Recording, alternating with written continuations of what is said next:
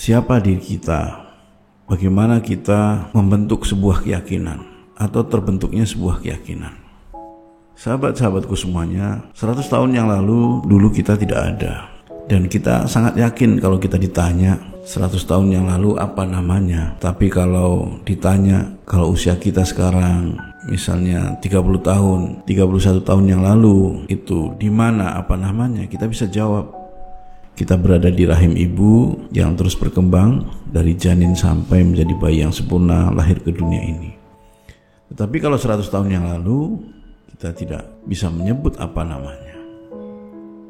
Keyakinan itu sangat kuat ya, dan sangat yakin bahwa kita merupakan sesuatu yang belum bisa disebut apa namanya. Namun setelah kita ke dunia atau sejak kita bisa mendengar, bisa melihat, bisa membaca, maka ini sangat mempengaruhi pribadi kita. Apa yang kita lihat setiap hari itu membentuk pribadi kita. Apa yang kita dengar setiap hari itu membentuk diri kita. Dan apa yang kita baca juga membentuk diri kita. Maka satu persatu kita bahas, karena disinilah sebenarnya sumber konflik, penyebab bagaimana seorang saudara bisa bertengkar dengan saudaranya, bagaimana sahabat bisa terputus jalinan persahabatannya karena perbedaan cara pandangnya. Maka kita mulai menyadari bahwa ketika kita lahir di dunia ini, kemudian kita mendapatkan informasi dari kedua orang tua kita, kerabat kita, sahabat-sahabat kita yang terus membentuk pribadi. Maka semakin besar dengan bertemunya sahabat-sahabat yang baru, tentu memiliki banyak perbedaan-perbedaan.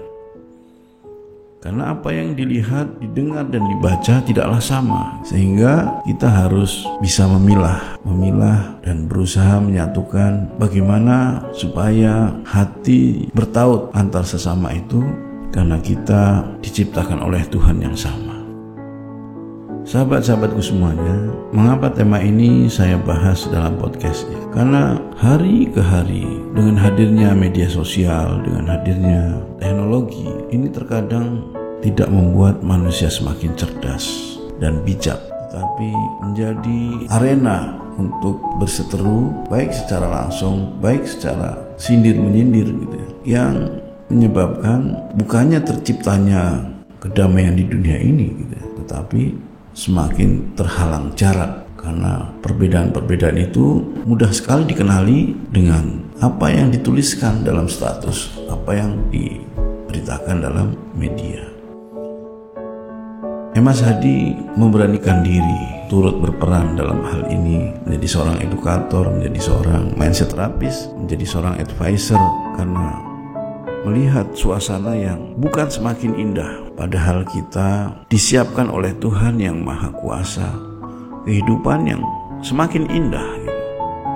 Jadi saudara-saudara dan sahabatku semuanya, mari kita mulai menjadi pribadi yang cerdas dengan menyeleksi atau memilah apa yang kita lihat, apa yang kita dengar, dan apa yang kita baca, karena itulah yang akan membentuk diri kita. Mata kita melihat sesuatu akan membawa kesan ke dalam hati. Begitu juga pendengaran kita. Sehingga perlu kita menyeleksi apa yang kita baca, apa yang kita lihat, dan apa yang kita dengar.